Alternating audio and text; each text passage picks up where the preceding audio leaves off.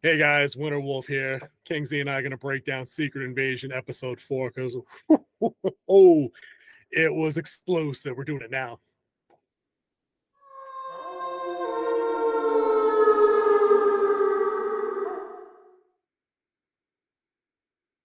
What's going on, guys? Welcome back to Winter Wolf's Den. King Z over there rocking out the green tea, the gray tea. It's dark over there today, man. Turn some lights on. I don't know what's going on in the studio in the undisclosed location.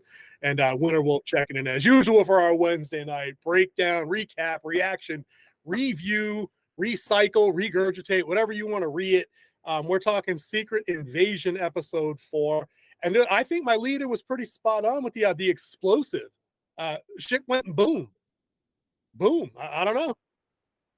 Stuff definitely went boom. Emotional stuff went boom too. I was a little surprised at a couple of moments. Let me just get off to say it right quick. Short run time. And we discussed that a little bit before the show, much earlier in the day. You know, I have my concerns with run times. I was dead wrong. They actually made use properly paced. I thought this zipped pretty good through 38 minutes. I don't know how you feel about it.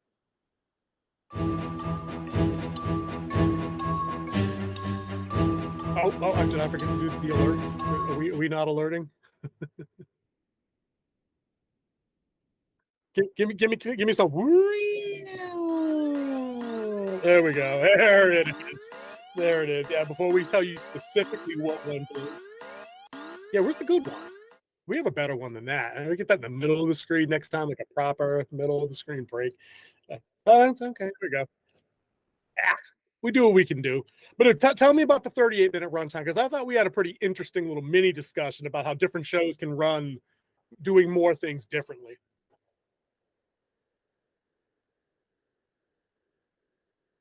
All right. TV 38 minutes. Yep. Uh-huh.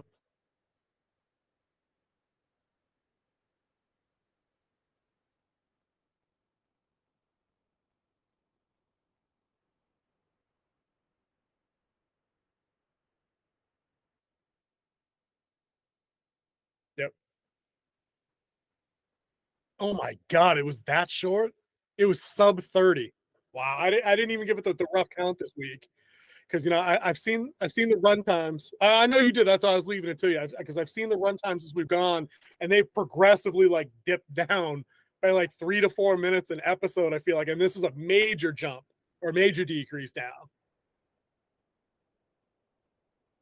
Yeah, yeah. So I think even though I'm down with how they kind of made use of the shorter runtime this week, because like I said, it really did move from like bang to bang, A to B to C to D, fairly efficiently, fairly quickly. I wasn't bored, but I think one of my gripes with the Disney stuff, I think it's going to hold true here. We only have 2 more episodes. They're trying to tell you a story, but I think they hamstring themselves right off the bat with not being able to properly develop certain characters and ideas that they might have. And I think when all is said and done, this show probably won't be amongst the most offensive of the Marvel stuff on Disney Plus, like She-Hulk, which everybody knows I kind of perennially badmouth because I just hated that show altogether. This one's going to fall somewhere in the middle. I don't think it's going to quite blow anybody away like maybe WandaVision did because it was first, or maybe Loki did because there's millions of Tom Hiddleston fans out there and they just love the guy, and they'll turn out for Loki season 2 and blow the numbers away. I think this show is going to be very bell curve right in the middle.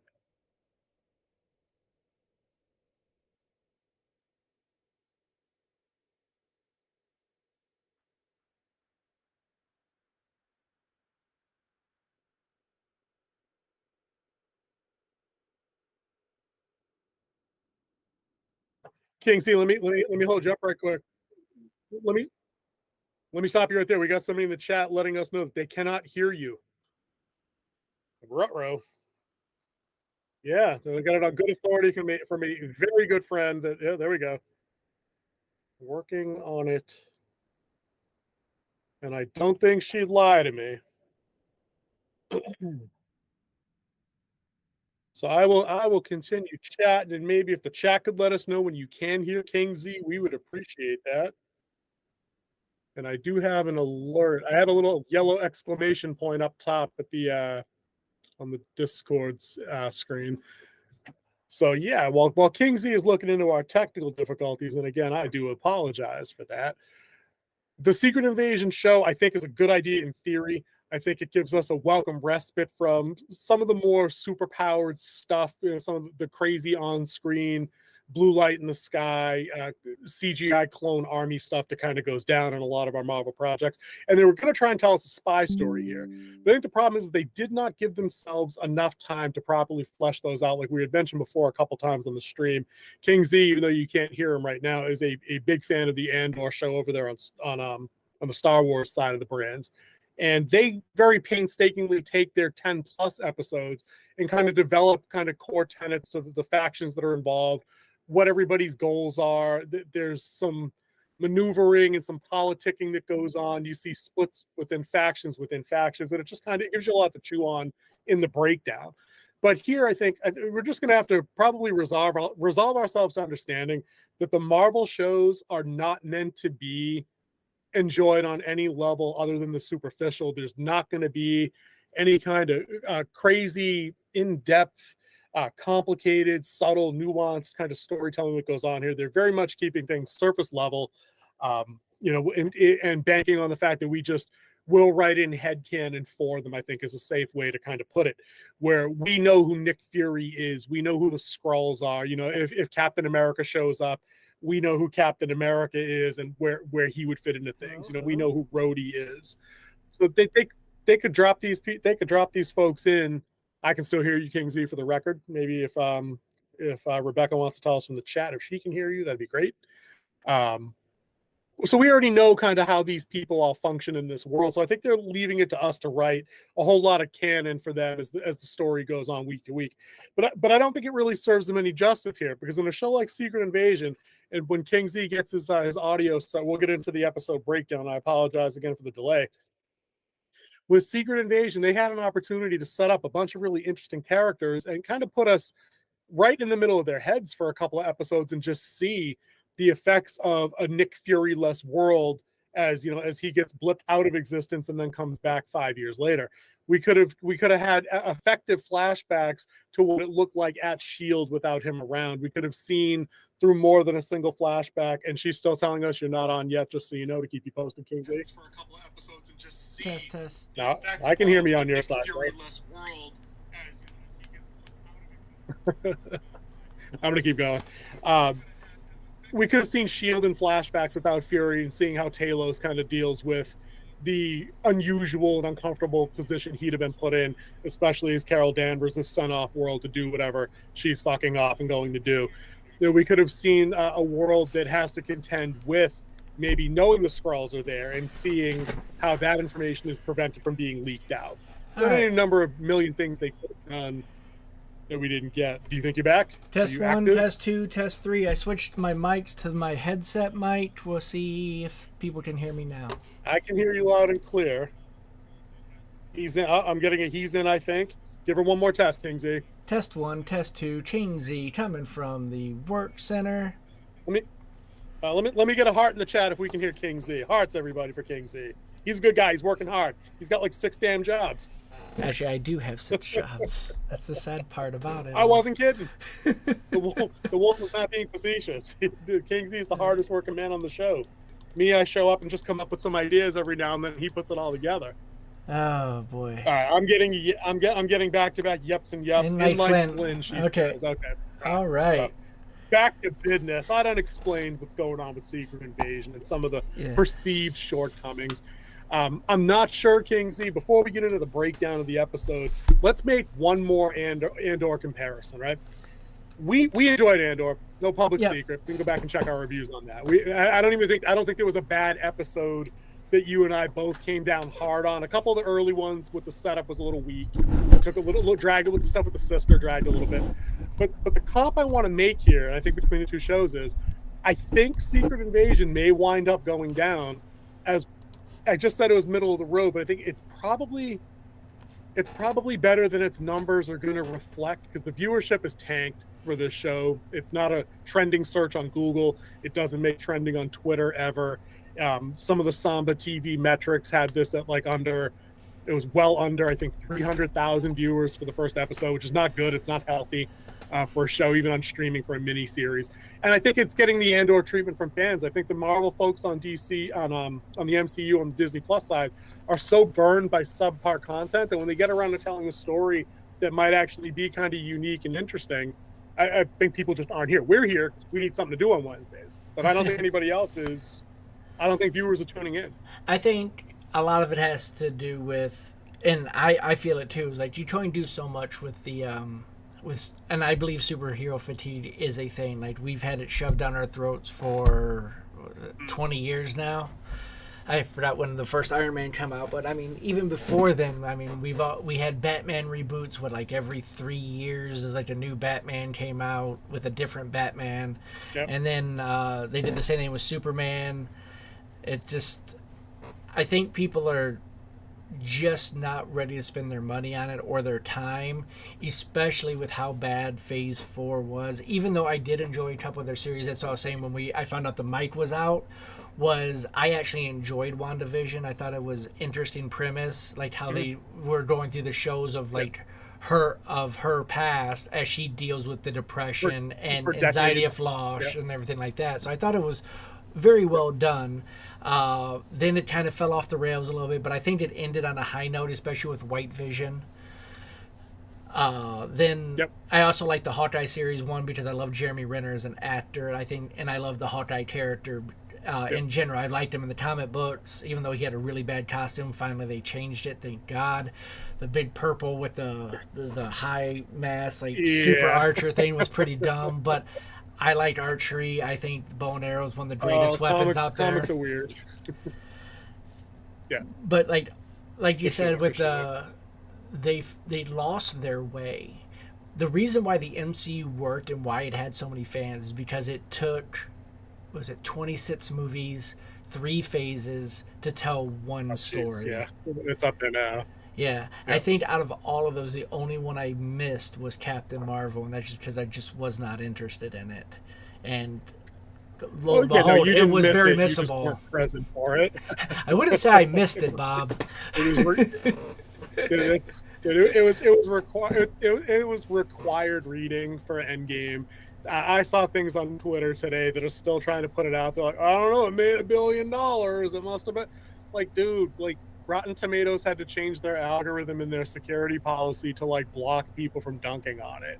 You know, there's semi-tangible evidence out there that suggests that like Disney bought entire empty theaters and couldn't give the tickets away to get people in to see it. And the thing is, like, Captain Marvel is such a great character too.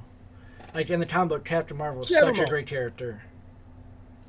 She had her moments, but again, she's on a list of characters for me anyway. And we'll jump into Secret Invasion right after that. She's not good enough to carry her own book. It's been canceled like 9 times since like 1995. You know what I mean? Like it's not a big fan favorite. I think what happened here was they had Captain Marvel and Bree kind of primed to be the takeover lead character for the Avengers, you know, post Endgame, in a world where Steve Rogers retired and aged out and Iron Man was gone, you know, Professor Hulk not popular, you know, they're not going to have Thor do it, you know, because Fat Thor is Fat Thor, and I don't think that doesn't put butts in seats. But I don't think the character comes through in a way that makes her likable and leadership material, and I think that's why you're seeing the movie that was supposed to be her sequel get kind of retrofitted into The Marvels, you know, where they're going to add the Monica Rambeau character as Photon and add the Ms. Marvel character from the show, because they think they're really just trying to throw it all at a wall at this point and hope one of them sticks as a likable lead. And I don't know much about the Monica Rambeau character and the actress, but like I've said before a few dozen times, I do like Iman Vellani as Ms. Marvel, but I don't know if she has the kind of star power to carry a feature film. Like, she's cute, she's engaging, she's charismatic, but does that mean she's going to put proper demographic asses in seats for a superhero movie? And sorry to say, guys, this isn't a knock on the girls out there. We love our female fans, but it's dudes 18 to 45 that still predominantly fill the demographic for superhero, content and across media. That's just how it is. If they do plan on doing X-Men and they do X-Men with the team, I think that they'll go with, because it was such a classic, especially in the cartoon, they will need Miss Marvel because Rogue doesn't get her powers. Well, she has her mutant ability of absorbing powers, but her flying, her strength, and everything like that comes from absorbing Miss Marvel's powers. So you need Miss Marvel to have I'd pay good money to full see Rogue. I'd pay good money to see Rogue and her. I would pay good money to see Rogue and her in a movie and just snap her right out of existence. Yeah, if Thanos had hit her a little bit harder, we'd be in a better place. You know what I mean? But dude, so Secret Invasion, right? Because that's what we're really here to talk about today. Going to be a short one, guys, because like we were saying before, the mics all crapped out on us. Runtime was short, but you know they did move pretty quickly through the episode. We get some decent setups for what's going to come and wrap up the show in the last couple of episodes. I think we got the some of the predictions that we made last week came through, you know, with a air quote character death and a character non-death, probably non-death, because I don't think there's an undead thing here. And we get to see the fallout of Mrs. Fury's secret phone call. So, and then of course, it ends with the big, we can see where they spent all their money, because the end of the episode is, like the big assault on the presidential motorcade. It was featured heavily in the trailer, where we see Gravik's first use of a offensive use of a Skrull superpower. Yeah, where he kind of gets the Groot arm and does the grabberoo. This one's quick. Do you want to go through the episode like start to finish, or what do you want to do? Well, yeah, sure. So we first start off with the down Dinah.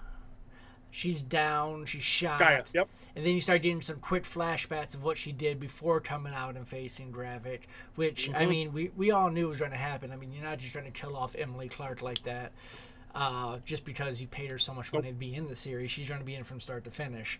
She might die in the last episode, but she won't die in the midpoint episode. That's just, that's just logic. Yeah, for nothing. Yeah. I mean, even in Game of Thrones, he killed off characters, but they didn't kill off Ned Stark until the season finale of season 1. Right. So they're not trying to just kill her off like that, but it What did you think of how she came back? I could see that coming because because they don't have the Fantastic Four. They're not using the Fantastic Four to combat the Super Skrulls, as that is the storyline of it. Right. They are going to have to fight them some way, so you're going to need Super Skrull versus Super Skrull. So you her assuming the power. And one thing I thought when I saw is like they were going to assign like each person was going to get like one power, and it's looking like each person gets all the powers. As we saw with Gravik, like Gravik healed in episode 3, and now you see him use super group powers. But you also notice he doesn't use it that often. I thought it was good. So we're going to jump around because once again, like we said, this is a very short episode to begin with. Yeah. So no doubt, man. He uses the group power once. You would think like how Groot uses it, he would use it, for a lot. But maybe it's more of a strain on them, and it's not that stable in them. It could be because it's not natural. So I was wondering why he didn't use it more. That might be how they actually went out. Yeah, because it's like he could have used them to wipe out that whole fire team to get to the president, and he used it on one, crushed them, and then that was it. Now, either CGI budget was really low. That effect probably set them back 240,000. Exactly, dude, exactly. You hit the nail on the head, and I pointed that out before. Like, they're not trying to be in there trying to, like, recreate a full green screen, set pieces from Endgame. The budget for the show is not quite Amazon Rings of Power level of spending. So I think that they have to be judicious in the use. I like the setup at the beginning myself, because we knew she wasn't going to be dead.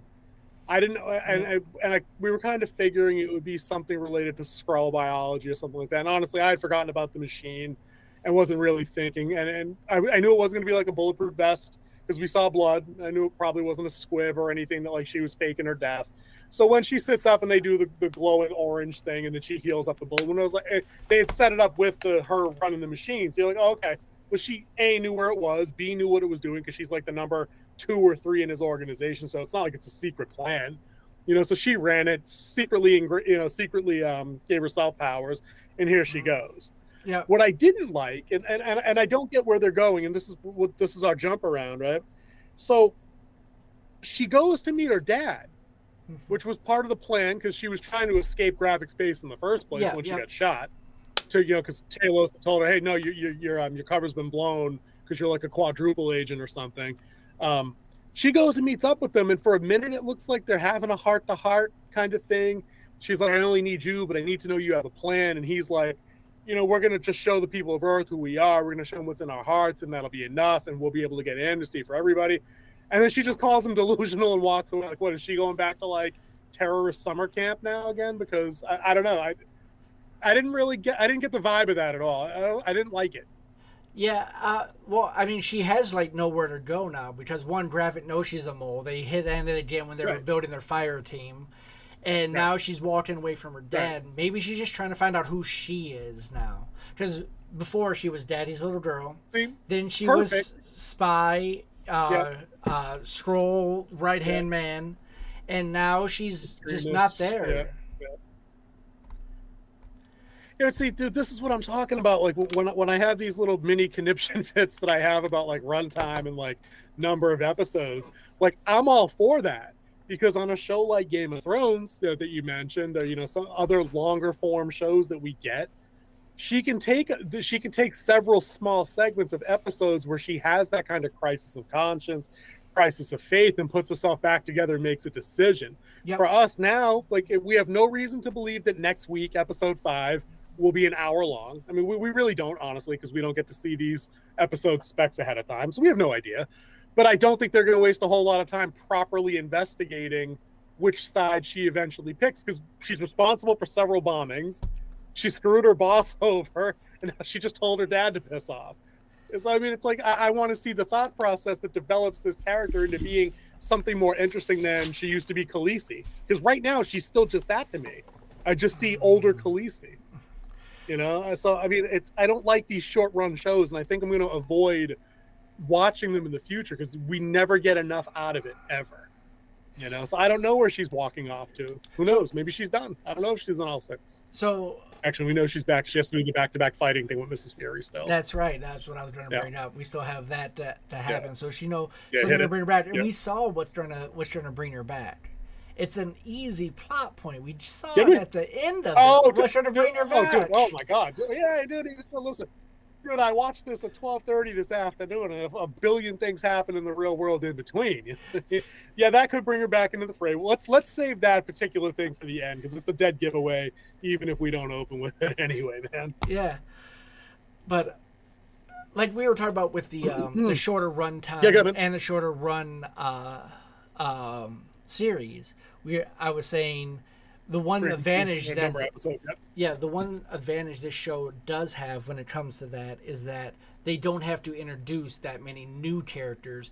We already know a lot of the major players. Right. We know Rhodey. We know Fury. Right. So we knew Agent Hill. So a lot of the major players we already knew. We knew Talos. So you don't have to reintroduce them and reintroduce their motivation. So all you really introduced was Gaia and Gravik. Fury's wife is a B character. I don't think they even said her name, or if they did, I never caught it. Is a B character with just a little bit of push type story of like who she is and how a lot of the Skrulls still view Fury, even though she's married to him. So. We talked about that next. Talked about Mrs. Fury and what actually happened. You're talking about Mr. and Mrs. Fury on a hot date in France in 2012. Yeah. Pre-staff. So I thought this was an all right little setup for their own little version of Mr. and Mrs. Smith is what it kind of reminded me. It was the Brad Pitt and the Angelina Jolie spy killer movie from like 20 years ago. So the setup's all right. It's Fury on date night with the wife. She's reading a poetry book at a swank restaurant in France. He's like, I'm more of a history guy, but he takes an interest in what she likes, and she reads a little sonnet by someone. It's a little 4-liner, and the payoff comes back at the middle of the episode, where after she's kind of been handed her marching orders from not Rhodey, because obviously now, right? I mean, like we had that confirmed, for sure, and he had already been acting out of character enough anyway. The fan theory on that came out true that Rhodey is a Skrull. It looks like a female Skrull. And he had already been too. acting like a douche nozzle for like 2 episodes anyway. Yeah. Now, dude, I'm glad you said that because I would the stepping out of the shower thing, even though it was from the neck up, the facial features, I'm like, okay, you look kind of slender. That she, I don't know. Anyway, it was more slender. Than, well, like the guys are like more round. It looks like they have a little more fat on them, whereas like they're a little bit more slender. Yeah. It was definitely vibes I was getting as well. And again, like they're shapeshifters, so like who cares? Like it's just they're doing a job. But so Mrs. Fury gets handed the marching orders from fake Rhodey. They're at the church where she was instructed to meet him. And he pulls out the cold-blooded card like right off the rip, and he's like, so basically, one of you fuckers in that little quiet country house has to die today. Yeah. I don't care which one of you it is. Gonna kind of be up to you. But you need to make this happen, Captain. And he's like, enjoy the rest of this, this quaint little church choir group. Now, what I liked in the scene is that she's laying out the case for why they don't have to kill him. So you see some conflict there. Like she's very much in for the cause, I think, but she also has some genuine love for him. I think. I don't think she was just reporting honestly that, he's broken, he'll be dead in a year anyway, because we see the outcome of their standoff that we'll get to in a minute. Yeah. But what did you think of her in that scene, given the explanation? Because we know Fury was listening in because he had bugged her phone or he had otherwise tapped whatever community, bugged her, whatever he did. Yeah. We didn't actually get to see, but he was listening in and he knew that it was going to be his ass if he wasn't careful. Yep. And then, of course, Rhodey had the WWE reference about firing. I'm like, I DDT'd him off the top rope, like straight Undertaker. Oh, dude, that was so laughably awful that I cringe laugh. It was that bad. Yeah, because it's what that is? That's a staff writer writing something that they think younger people are gonna think is cool, but they pick 2 of the oldest fuckers in wrestling current day to make the point. And also Undertaker doesn't use the DDT. Doesn't do the RKO. Yeah. Oh, that's right. They call it DDT. Right. I'm like, oh my god, that was not good. Not good. Yeah, learn your references before you just throw them randomly. And as I talked about the movie I worked on, and they just start throwing out jargon just to throw out jargon. Yeah, learn your craft, bro. Learn your craft. Same. It's the same. Like it was laughable and not at all in a good way. So they wrap that up. Fury heads home. He has a little sit down with the wife. It looks like he's all chopping stuff up and making tea and doing whatever. And then the conversation turns on a dime real quick. It gets real ominous like, where he basically lets her know, I don't know if I had to do this all over again, could I? Because I know what you got planned with that little pistol of yours. And they both put their guns out on the table, like almost at the same. He puts his out first, then she does the same. Yeah. They recite the poem from earlier on in the episode, which I thought was a cool little throwback. Which is also the name of the episode. Draw lickety split, fire off a shot. Right. Yep. They draw on each other, they fire at the same time, and it cuts. And when it comes back in, you're not sure. I mean, you're sure because you know whose show it is, but you're not. They could both be wounded. You know what I mean? Like she could think she got him. It could have been a decoy, whatever it could have been. But it turns out they both fired wide, and that's what made me kind of think of the Mr. and Mrs. Smith thing. They're trying to kill each other, yada yada. Yeah. What did you think of the wife not shooting him? So that there must have been some genuine affection there, then, no matter what. Yep. She has feelings for him, and he still has feelings for her. And they even play on that, where he was like, "I don't know if we should get divorced or renew our vows." This is how they both shout wide. I did think that was funny. That's what I mean. Like the show has every now and again some of the jokes do land, but I think the cooler or the hipper that they try to get with like references like wrestling, or dude, anytime in this series Fury has talked to Rhodey, it's been so cringingly bad, if that's a word, where they try to bro down the slang. And I'm like, I think it was done over the top on this one on purpose. I think that's what Fury was going for, was the over the top, being stupid about it. To confirm his suspicion kind of thing. Trying to hit, like playing his card, like, I know you're not really Rhodey type thing. Yeah. I think this one was cringy on he's purpose. closer to you than the president is, Yeah. Okay.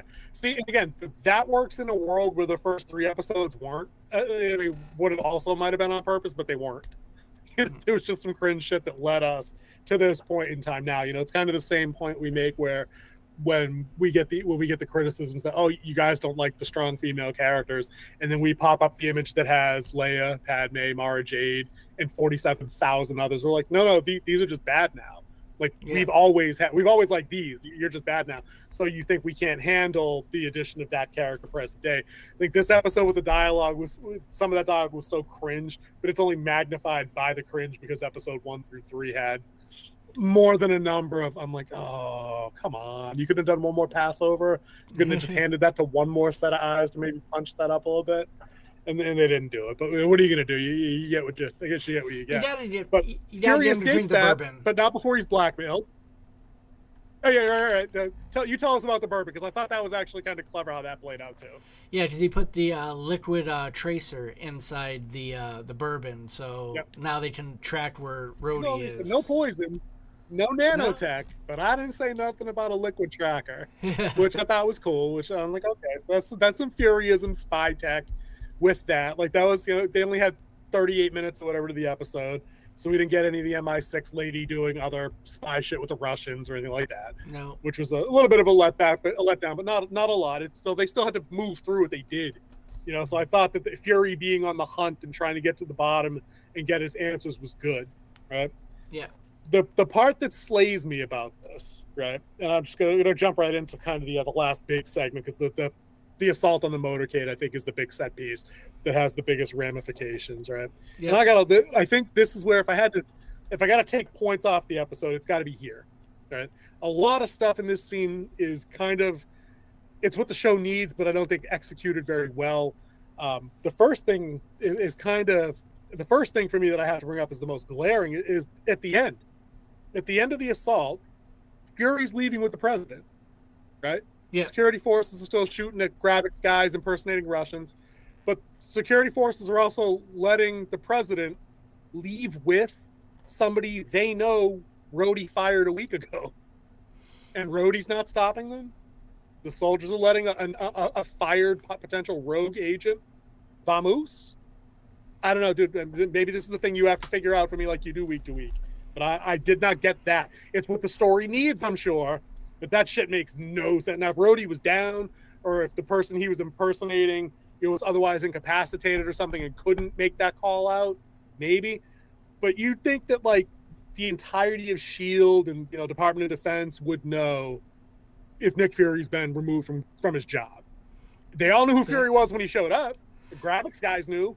The other soldiers knew who it was. Like they said, how many 6-foot-tall, old, bald black dudes do you know look like Nick Fury? You know what I'm saying? Like, you're a unique looking guy. But, they're gunning it out with the Russians, and fucking, the president's like, I'm just going to get in a Range Rover and fuck off. Okay. So sure. the part that could justify it was he rolls up. See, he rolled up on friendly side, and he comes out with weapons. Yeah. That would be the first moment of takedown. So they weapon for that engagement, by the way. The shotgun? Or the I love the missile. Choice. I love the hand missile, though. No, dude, that was cool. Dude, the mobile missile was cool too. Yeah. Like the trailer hitched surface to air missile thing, that was pretty dope. Yeah. But the portable one, that was pretty cool too. Yeah, that second shot, that second missile that hit and miss, and then that helicopter took out the SAM. That missile would have missed. It's a slow moving helicopter. Most surface to air missiles don't miss helicopters at all, no matter how good. We also, if we want to talk about we're going to talk about helicopters real quick, just in that one scene. Dude, that entire hit and crash sequence screamed early 2000s Sci-Fi Channel movie to me. Like, they had no money left for that crash at all, dude. It looked like something rendered from, like, Siphon Filter on, like, the PlayStation. That's how far back I'll go for them crap. I'll go PS1 Siphon Filter. To keep it going, though, Rhodey was pulled off to the side, remember, and just kind of watching in his vehicle. Like, he didn't even get out. Yeah, his guard didn't get out. Just watching. Yep. Because one, he knows he's in one of the beast type vehicles. Like, those Yeah, yeah. those Up armored limos and beyond. that the president travels in. Yeah. So what a lot of people don't know is when the president travels overseas, there's an advance team that shows up with a C5 that has all those vehicles there. So it's his same limo he drives in the United States that can take a rocket propelled grenade or a couple of them and still keep Yep. rolling, run flats, Yeah. dr- Run flats, bullet resisting glass, all the goods. yeah, collapsible engine compartment, so the engine doesn't come into the cabin, it just drops out if it's an accident or something big hits it. It has where it can seal off. The beast is a beast for a reason. So it actually goes in advance of the president on his arrival. So they show up like a couple days early. They run all the routes. The Secret Service, they test the communication. So that is very believable with that vehicle being in England. The reason why he didn't land in Glasgow, I have no idea, to make that long road trip where he could have been right there. He probably would have landed. Right. Because showed. Because yeah, you had to have him open. Also, helicopters flying in airspace with no IFF going on. Well, they would have scrambled fighters immediately. Oh, and I'm like, so you guys knew enough to have a damn surface-to-air mobile missile site as part of your motorcade, but it wasn't ready to go. That there was no radar sweeping going on to detect these threats ahead of time. You had to pull them out after they fired. They basically stopped your convoy before you opened it up to shoot them down on their second pass. Now, come on, guys. Well, how low the helicopters were actually, they wouldn't have been picked up on radar. Radar is at a certain level. Like when you shoot a radar out, it goes up and out that way. So true, you can literally fly under radar. And helicopters. Then you needed your own support bird. You didn't have one. Then they should have had their own little bird. They didn't have one. Just saying. I mean, there's things. There's things and ways, dude. Just like what we were talking about last week with the submarine firing a specific thing at a specific target. There were ways this could have been written to get dorks like us not to pick this shit apart, but they did not go that route either week. That's all I'm saying. That I didn't even mind. You think now, typically, you'd think that I would pick apart the Rhodey situation in that scene, but you know what? Rhodey's in his 50s or something, in his 60s. His ass needs to stay in that vehicle, even if he's not a Skrull. You know what I mean? Like, that's his job, is to give orders from there. He's not a soldier at that point, in the sense that he is like active frontline and gunning shit. He's not in the Iron Patriot suit. Now, it would have been dope if they broke that out. Don't get me wrong, but that's not happening on this show. So that's maybe at the end. Maybe the real Rhodey shows up. Who knows? So I had a couple questions from it too. First off, when the president showed up on Air Force One and Rhodey saluted, that would have happened because Rhodey's in civilian clothes. He would not have saluted.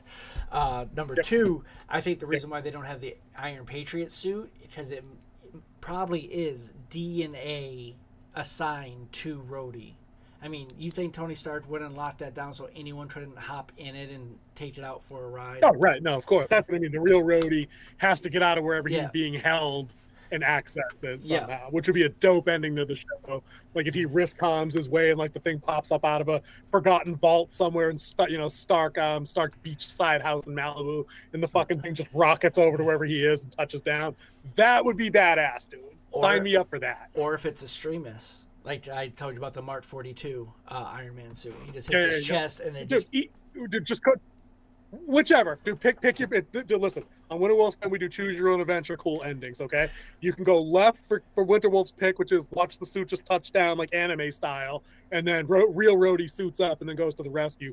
Or you go on the other path to do the King's E route where he just like lets it rip from the inside. Either way, I'm in. But we're not getting either one of those guys. They didn't have enough money to crash a helicopter in a way that didn't make it look like Shark Attack 2 from like 1995. So I don't think they're breaking out the Iron Patriot suit. But anyway, so other big stuff happens in this scene though. The motorcades hit. The security forces deploy as they're supposed to. They protect Citadel. It's the president's call sign or whatever. Code name for this one. Gravix guys roll in from choppers. Then they bring backup on the ground. They have numbers. They have weapons. They're stacked and ready to go. Gravik, like you said, flexes the Super Skrull ability for the first offensive ability for the first time, and just straight Groot crushes the lead closest security force guy, just destroys him. Right. So because even the present side got backup from SRS, so the initial people are just Secret Service agents, which were Yep. properly armed. So that was the part where I was having where Fury rolled up. The Secret Service saw someone who's coming armed behind them, but as soon as they saw them shooting the other people, Yep. I think they were Right, like, okay, not gunning you in the yeah, back. not a threat, going this way. But either which way, my point for the ending remains. If you'd be glad that this dude just saved your ass, but you probably shouldn't have let the president get in the car with him unless your boss, who's not incapacitated, tells you that needs to happen. Well, when you look at the end, though, you probably see that it's mostly the SRS guys left and not much of the Secret Service left. So they might not actually know who Fury is. Yep. And they're seeing but then either which way, they know who the American president is, and they know Rhodey's alive. They should have stopped that shit. Yeah. Just saying. That was a big just saying moment for me, dude. But we've been on this motorcade thing for like 6-7 minutes, and we didn't talk about like the biggest, most impactful part. Oh yeah. So the president's vehicle flips. We're building it. Right? We're building it. No, that's what I'm saying. We're just setting the table, putting down the fish fork, the salad fork. We got the soups. We're just laying the table, right? Yeah. So motorcade gets flipped, or the SUV gets flipped. President's hanging from the seatbelt. He's unconscious. He's unresponsive. Talos is like, we got to get him out. He starts pounding on the window, but of course, like you said, it's up armored to like level 40 plus 47 armor class kind of shit. Like it's up there. Yes. And even with Skrull strength, he's tapping it and trying to break, but it's not going anywhere. Right. Oh, he keeps. Gravik's guys figure out. He's laying them pound fists on it real hard. Gravik's like, oh shit, it's Talos, get him. One of his guys plugs him straight in the heart, like boom, right above the heart and the chest. And he still bucks up to bust that window, but he's losing his grip on his mast. Yeah, you see him like half scrolling shit. Yeah, he's scrolling out at that point. Like he's scrolling out. He's literally dying at this because it was a high shot. Yep. And if you notice, it was the right hand guy who's like he's always whispering to throughout the series. The guy who got the clean shot on him. Yep. Which in this gunfight. All right. Nice shot. there you have two forces attacking each other, and all of a sudden, this guy's in the open to get a clear shot that's surrounded by other people with body armor to get a clean shot on him without him getting hit, with people still actively firing at the active shooters, and then he gets back. So either that's bad situation awareness. And the best part is how they framed that. It looked like the shot. They made it look like the shot was only like 10 feet away too. Like it was like a video game, Call of Duty shot like 10 feet. It was crazy. But what I liked about the scene is Talos takes the shot, but he still I believe now Ben Mendelsohn as Talos is invested in the role in a way that I thought maybe he wasn't early on, because the conviction he has in that moment where he's mortally wounded, but he has to break the president out, lets you know that he meant business what he was telling to his daughter. And that's where I thought they were going with this, was like, if we have to show them who we are, it has to be because we're doing the right thing. We have to. So even as he's dying, he's still wailing on the window. Right. He's still wailing on the window, like breaking the president. And he finally cracks it. And you're like, well, fucking A, it's about time. And then, somebody else ducks in, checks out. Fury ducks in, checks his pulse. He's unresponsive, but he's alive. We're going to get him out. Drags him out, and Talos is basically cooked at this point. Like, I don't think he has another. I think he might say get him out. Yeah. But then he's it. Like he's toast. There is no more speaking role. And as the firefight kind of collapses in and gets more hectic, this is where the episode description comes up, and Fury has to make sacrifices and decisions here. He's like, okay, my friend's fucked, but we have the president. Like I have to secure the mission objective, even if Talos dies. He's probably going to die anyway. I hope he doesn't. But like the last shot is Talos on the ground, just out, done. Yeah. And Fury throwing the president in the Land Rover and like getting the fuck out of Dodge, which I thought was pretty good. Talos kind of he has a miniature head movement, like he knows like you're doing the right thing. Like complete the mission. Yep, I thought that was pretty good. I did like the part we skipped over it though, where the British where he scrolls out completely after he breaks the window. And the soldiers turn on like, the fuck is going on? And Fury's like, no, he's with me. He's one of us. And they they don't shoot him, to their credit, like instantly. Yeah. Right, they're like, it's an alien. He's trying to get to the president. Right. He's like, no, he's with us. And then you think that the one British dude who was going to shoot him is the one carrying him to safety, but Fury knows.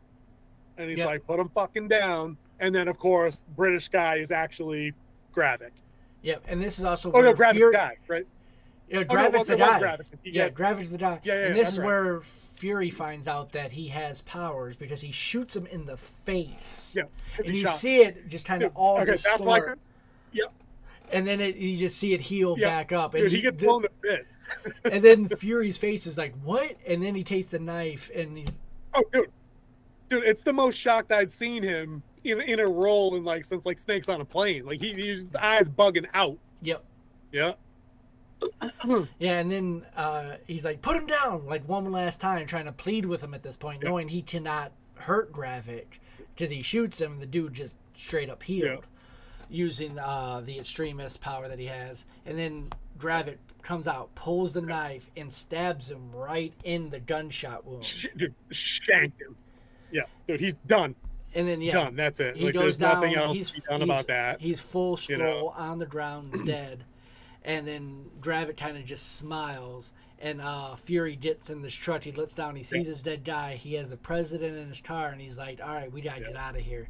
So, and that's where it kind of wraps up. And then they go off road. They bail.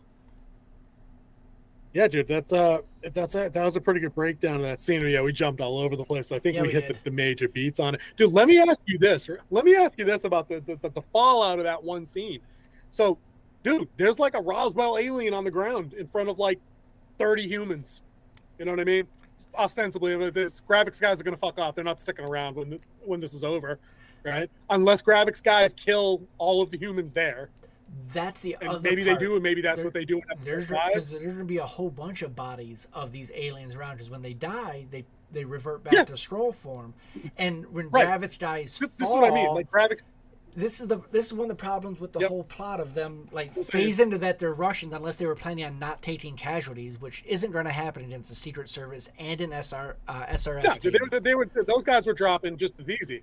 They're not. But see, this is where it kind of falls apart. Like I was saying, number one, if the machine's operational, why didn't Gravik put all his guys in it? Number one, because you win this battle no matter what. Yeah, right? you could just been on the side and just crushed them with the group power. Dude, they should be running that compound people through that machine 24/7. Let's get to the upgrades here. And then number two, though, the only way this firefight can end in a logical way is not only for Gravik's team to prevail, but literally to wipe out all the humans there, so they can collect all of the bodies they want to collect and leave no witnesses that they're green dudes at all.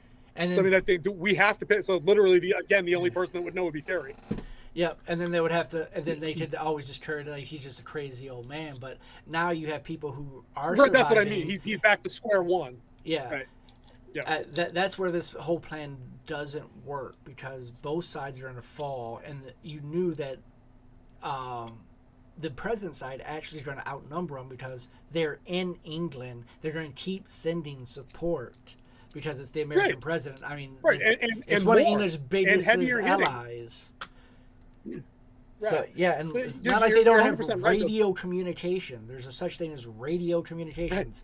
Send in, and they weren't in the middle of nowhere. Like, they were near an airport. You know what I mean? They had driven 1,000 yards outside the airport when the attack happened. You know, you could actually see in the background suburban, wherever they are in England, in the background. So it's not remote. But dude, that's a great point about Gravik's plan that I think you just kind of exposed and maybe put on blast a little bit. Like, if they were trying to impersonate the Russians to bring that all to a head still, you know what I mean? Yeah. Because they even had that scene, the setup was do it big and loud like the Russians would. Because it has to be Russians. To his guys. So it'd be Russia attacking America after America attacked Russia. So now missiles will fly. See, if it's me and you writing this, right? And this is going to be Winterwolf's writing tip for the week. This is where I would tell King Z to throw in a line where we see Gravik's guys loading shit up on a plane, but they have dead Russian soldiers. Yep. And they just throw them down at the scene like smoking guns. Fucking hey, Spetsnaz were right there. Oh, geez. Yeah, replace body for body. Not our green guys that we have. Exactly. But you only need 2 or 3 of them to make it convincing. And that's the other problem, is that they killed Talos, which leaves a green body behind. That's not theirs. And well, again, unless we know it just ends with Gravik mopping everybody up and they just reclaim all the green guys. But then it doesn't leave any Russians, which was the entire point of what you wanted done. Rhodey could say it. Fake Rhodey could be like, "Oh, the fucking Russians jumped us because we heard them yelling." And to their credit, Gravik's guys were speaking Russian, which I thought was a nice little. If you're trying to play the illusion, you have to go in there speaking Russian because otherwise, you're not wearing like giant Russian fucking uniforms. Yeah, you have to play the part. Like you have to live the part. Right. But like we think though, there's no way this ended any other way. I mean, the good guys with Rhodey, he has to survive. So I mean, he'd just be the only one that he's going to miraculously survive the attack on his own and reappear to somewhere else and whatever. He'd still have to explain that as a Skrull or not. Like he'd have to explain that to the president or the president's cabinet or whomever he's answering to now. Oh, the whole team was wiped and the president's gone. I don't know what happened. I think it was the Russian. Like that's the only way this can work. And again, I think this is one of those downsides to the show where, because they have to, they want to tell a complicated story quickly, but they don't have time. They don't have time to think through all of these nitpicky things that make good spy thrillers and good Tom Clancy political thrillers work. Yeah. They just don't have the time to do it. That kind of annoys me because I want to like this more than I do. So let's talk about overall like through unless you had something else on the episode. Well, I kind of wanted to get into a little bit of wrap up there. We now talked about the one thing that's going to bring Emily Clark back because now Gravik's not killed one, but two of her parents. So you just made a mortal enemy. And she's super powered. Yep, and she's super powered. So that's going to be the final battle. Now, having said that about being super powered, is there any chance at all? I need you to put on the King Z prediction helmet thing or whatever the what's it called? It's Cerebro. You need to put on the King Z Cerebro that you borrowed from the X Mansion there. Is there any chance at all Nick Fury gets into the Super Skrull machine and just does it up and goes out with an absolute blast? Because this has to be it for him, except for cameos, I would think. Like in phase, 5 or whatever coming up? It's 6? Phase 5, yeah. I don't think... But so we're on 5, but 6 has a slate of things. So I don't think Fury's going to get in the machine. Fury's going to be the one to destroy the machine. Because it's set up for... Well, 40-pound Amelia Clark is slugging it out with Gravik. Yeah. And he's going to destroy the machine. And Gravik's going to get... he's going to get pinned, and he's going to get engulfed in the explosion, erasing him and all the other Super Skrulls from existence. The reason why he wouldn't maybe we should save. I was going to say, what happens to everybody else? So, this is what I see happening. One, Fury couldn't get in the machine because he's not a Skrull, and he won't get the powers because it's to rewrite their DNA, not human DNA. Okay. Yep. So okay, good. I like it. That's the way that's the way the machine is tuned. So the end will happen with it will be them going through the compound to get to the machine, and then it's going to end up with Gravik versus Clark, and Gravik's going to keep getting the best of her, just beating her down, just beating her down. I mean, she's going to be selling like she's Shawn Michaels in this, to keep up with the wrestling references. And Fury, that sweet chin music, either which way. Fury's going to get through. He's going to get some couple lucky shots on. I hope he gets another weapon than a handgun or a shotgun. Even though the shotgun, I did believe worked because a shotgun would penetrate body armor that they were wearing. Yeah, but there were 30 moving threats, and they had access to rifles in the trunk of his Land Rover. It was a style choice. It was a Shaft style choice. That's it. He wasn't trying to take out the other gunners. He was trying to get to the president. So he used what he had. I had no problem with the shotgun. Fair. Remember, shotguns are outlawed in war because of how powerful they are. Yeah, in trenches, not in highway battles. Not at ranges more than 20 to 30 feet. But whatever. Style. Listen, style choices is style choices. That's fine. Depend on the shells that you use. Because there are 12-gauge shells that have grenades in them. Of course. High explosive tips, Dragon's Breath to get full on slug. There's any number of options, but we don't know what it was chambered in, and it was just shotgun on Disney Plus as far as Winter Wolf is concerned. But having said that, I think if Gravik and Amelia Clark have to duke it out, I'd like to see Fury go through Gravik's number 2 guy, just fuck him up. Yeah, and just add if you're gonna let Fury go out, to let him, do some shit like one more time. Like you got that security guard in the wrist lock and broke his fingers or whatever. He needs to get graphics number 2 guy. That'd be pretty cool. Yeah, and he's going to use and he's going to have a hard fight with and it's going to be the old guy versus young guy type dialogue going back and forth. Yeah. But he's going to. I hope so, because I'll take that in this fight. And then he's going to use the young guy as the person who sets off the chain reaction of the explosion. Emily Clark's going to get something that's going to trap Gravik. Like, she's going to, like, lure him in with the old rope-a-dope and get him trapped. And then you're going to see her and Fury disappear. And then you're going to see the explosion, the fire engulf Gravik. And then you're going to wonder, is Fury alive? And they're not going to show him anymore. So it's going to play that he's dead. And then you're just going to see, like, him put it... again. just like... him standing at his own grave or something like that again. Yeah. Oh, and then they already did that once. So do they go back to that? And then maybe the wife sees him, but they don't say anything. And then Dark Knight Rises. Yeah, and then you have Emily Clark walk up to him, and then he's going to give her a piece of paper that's going to say something, and then he's going to walk off. She's going to read it, and then she's going to start getting the people to go to their own planet of where they killed Thanos.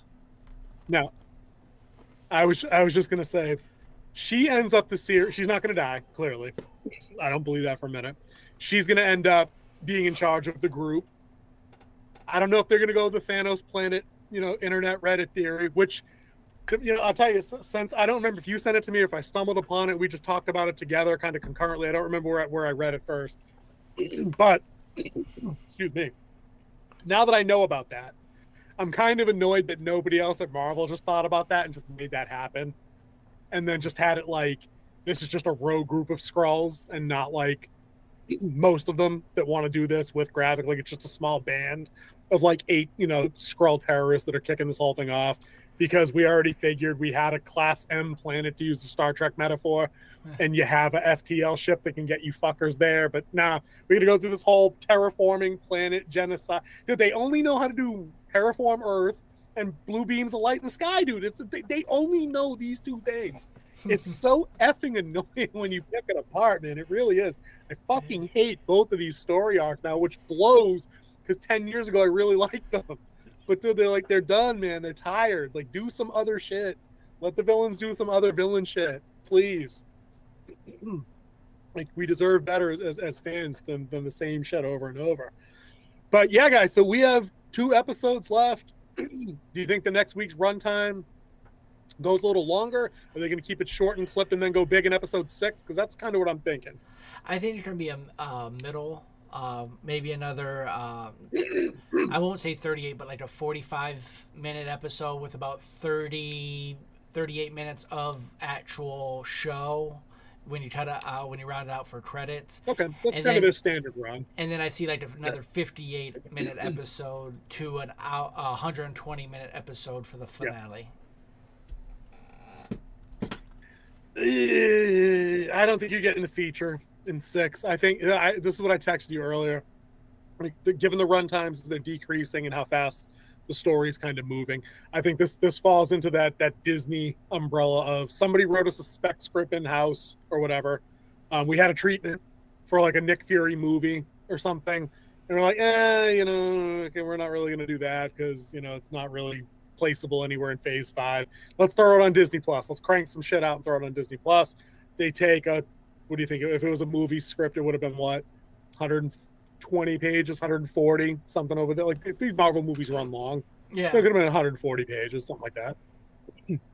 And then they cut that into 4, and then they pad some shit out and it ends up being 6, and that's why it doesn't get, a series order of 9 or 10. It still blows my mind that Echo is getting 9. That Agatha is getting 9. Nick Fury only gets 6, and he saved the fucking universe. But these other bitches, they're getting 6. They're getting 9 apiece. But they just don't let themselves have enough time, and I don't think they're gonna. I don't see them going the Stranger Things route where they give you that, which I think works. Give me that feature film length final episode to wrap shit up in a way that satisfies all the loose ends. That lets people, close off, the through lines. We see character arcs come to completion, all that good stuff. I just don't think they have enough time to do that, and that kind of annoys me. You want to rate the episode? It was only 38 minutes. Out of 10, got to be high up there. Yeah, I mean, the action was good.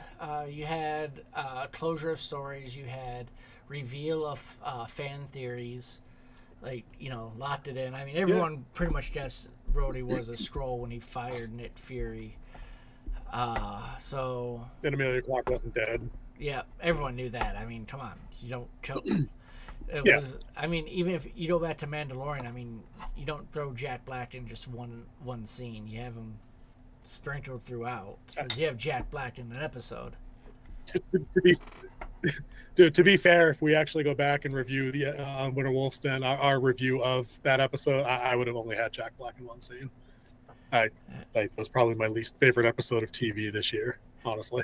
But I love Jack fucking Black. awful. But anyway, Jack Black makes everything better.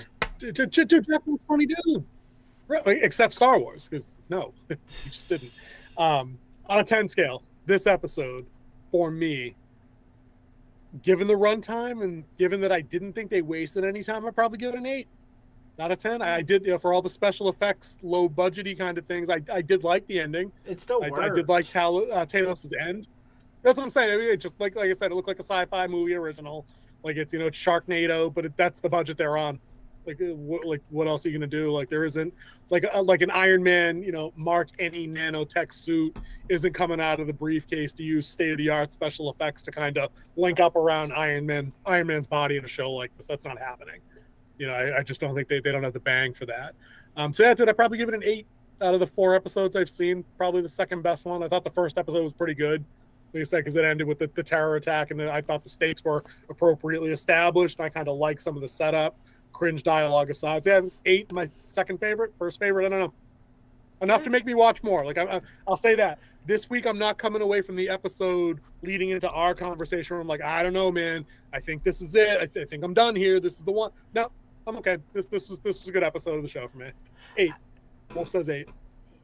I'll agree with you, and I have it where it's like I want to finish the series now. This is set up where I want to finish the last 2 episodes. I still think the last episode will be a lot longer than normal. So, you heard it here first. Gravit explosion by the machine. Emily Clark is the one who traps him. Nick Fury goes off into the sunset as he dies again. Does he get back with the wife, though? I like that wife Dark Knight Rises angle. I think she'll be there at the end, but they don't talk. They just do that nod thing like we lived our life together, and that's it. Like we have to go our separate ways now. I think that happens. I don't think he gets to go home. I think they hinted at that with how she said the 3 things she promised the person she took over. Yeah. Yep. Won't hurt him. Yeah, I think that I actually thought that was a pretty good scene. That was good. Bury her by the sea, always be a daughter to her parents, and never hurt him. Yep. And I think she made good on it, and she was going on the lamb anyway. But we know, like we were saying from earlier, that we've seen the trailer. But now, unless it's one of those situations where trailer footage, is cut and left on the cutting room floor, we don't get to see it. But that's not usually how streaming shit works. I've noticed, like these. They repurpose footage from the entire episode to make all of their trailers, and nothing tends to get left out. Yeah. We usually see everything in a trailer in an episode at some point. So we know she shows up at least one more time. Dude, if you guys are still here and enjoying the analysis of Secret Invasion, I'd like to hold King Z to his prediction about a 2-hour 6th episode. So drop that in the comments below so there's a written record of how dead ass wrong he's going to be on that. Because the Wolf's going to say that episode 6 is going to be 12 minutes. 12 minutes only. That's it. That's all you get. Nah, just kidding. It can't be 12. I know, dude. He's right a freaky amount of times with this kind of bullshit. It's kind of concerning. Yeah, dude. All right, man. Thanks a lot for coming in on the Wednesday and doing Secret Invasion with me, dude. I always appreciate the analysis and the tech support. Although it was your tech that was broken this week and not mine for a change. I did not hit any extra buttons and ruin the feed, which is nice. It's improving. Dude, we'll hang out for a couple minutes after the show. You can let me know if we need any tech upgrades and whatnot. But guys, like we've said, we enjoyed you guys being here. We hope we entertained you for a little while as we kind of gabbed and blabbed back and forth on Secret Invasion episode 4. We're going to do it again next week. Same Wolf time, same Wolf channel. They can't sue me because that's like public domain now if I say it like that. 9:30 Eastern, we'll go live right after both of us are done watching it at least once, so we can give you the breakdown as we see it. And until next time, Kingsley, say goodbye to all the lovely people out there. They stopped by and they said what's up. See Thank y'all you, later. Becky. Thank you very much. Get us out of here, dude.